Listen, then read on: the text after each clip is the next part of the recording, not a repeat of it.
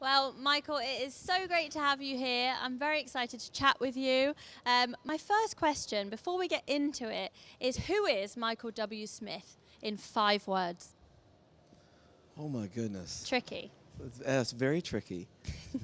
Uh, Loving husband, father of 5. That's good. Is that okay? Yeah, very good. I like that a lot. Okay, so It was very difficult actually. So I know when people ask, it kind of puts you on the spot, Yeah. but that's my job. Yeah. So you're a 3-time Grammy Award winner, and you also have 45 awards. Is that right? I think so. You think so? Yeah, I usually don't really pay attention to the awards so much. You don't? Because it really it's not a big concern of mine. But if that's the latest, then yes, I guess It's so. the latest I know it's we've 3 got. Grammys. I don't know about the Dove Awards, but 45 is a good number. It's so- a good number. it's Yeah, a you good can probably number. stop counting at some Yeah. point. Speaking of that then, how do you manage to stay grounded and stay humble, or do you when, you're becoming more influential in this way? I think you surround yourself with great people. I'm married to this amazing woman, almost 41 years. Wow. A pastor who's 92, who doesn't look 92, who I've walked with for 38, almost 39 years. Wow. So having mentors in your life, and then we have a prayer group Yeah. of couples that's been together for 35 years. Wow. So it's like you just got to have a tribe. You got to you surround yourself with not so good people, then you're gonna be in trouble. Yeah. Surround yourself with great people who are honest with you.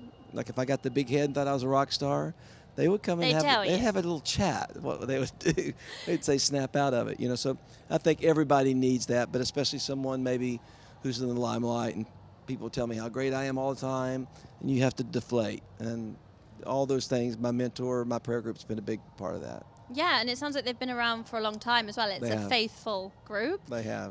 There's Yeah. definitely weight in not changing and moving around and kind of sticking with people to Yes, walk with. it's- And so, Glory to Hope, I'd love to ask you, it's your latest single. What was the inspiration? Are you talking about Waymaker? I've got Glory to Hope, but if you want to tell me about Are Waymaker, you talking about a cry for hope? You mean? What's it say? What's you it? tell me.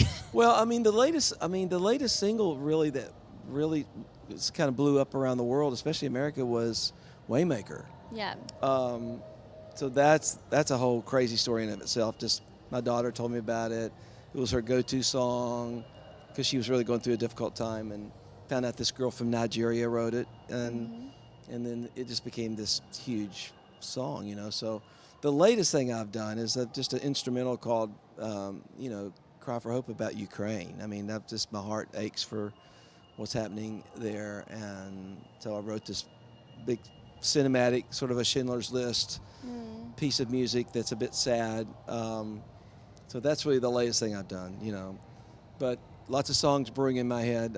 We'll be back in the studio in August, so I'm excited about that. So. And the proceeds are going to be going to support Ukraine, is that correct? Yes, and lots of different Samaritan's Purse and other organizations on the ground that are doing remarkable work, especially with refugees. Yeah, and in your career, you've had a lot of moments where you've worked with kind of global charities, whether it's poverty relief. Why is it that kind of global poverty relief is important to you and support for those in trouble? Well, because I think it resonates with the heart of God. Right. If you look at what He cares about the poor, and He cares about orphans, and He cares about justice. We can sing worship songs all day till we're blue, and if we're not doing those things, then we're missing it. So, Right. And I'm always pushing myself. I feel like I don't always do enough, but I have been fortunate, to be able to step up with. With Bono, the AIDS thing was a huge thing back in the '90s, and I've been a compassion spokesman for over 3 decades, and that's been incredible. I work with Rocketown, a youth facility in Nashville. But I always think I can do more, so just try to go. That's the beauty about my job, honestly. I love what I do, and I'm called to the nations. Here I am in London getting ready for tonight. But it's the platform. If I hadn't been successful, nobody would really want to know what I think, So it's a bit of a tall order because I think too much is given, much is required. But this platform has allowed me to go tell other people, going, hey, here's how you can change the world, Because I've been able to do that. But I never would have been able to do that or meet a Bono or be friends with the President of the United States if I hadn't been successful. So and it's it's odd and wonderful all at the same time how God orchestrates all that. So, but my favorite part of the job is the platform, and I'm grateful for it. Yeah, I guess that's the difference, isn't it, between what is worship and just music, and that industry. Yeah. Speaking of being a creative, have you ever had a time where you found it difficult to continue to pour out creativity? Because it is quite an effort, isn't Yeah. it? Have you ever had an experience like It that? happens every year. Really? It happened last month. Yeah. And it's like, because there's nothing there. There's just, and it's so funny because, I sit there and go, well, I'm done. I mean, it's been a great run. I've done it for almost 4 decades. I'll find another job. And my wife, Debbie, looks at me and says, you do that. You say that every year. Yeah. So I think everybody, if you talk to anybody who's creative, especially songwriters, everybody, if they're really honest, will tell you that they hit a wall. And your first inclination is to panic.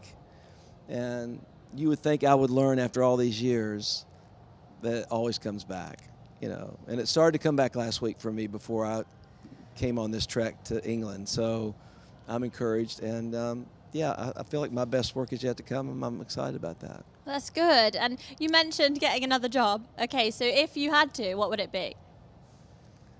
I think I probably would be, involved in some sort of justice kind of thing, fighting for those who don't have a voice.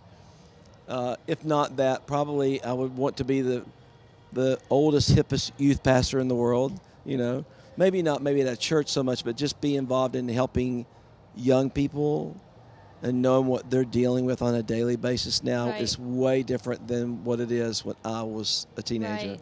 So try to help them navigate through these difficult waters of social media and then try to remind them that you're not here by mistake.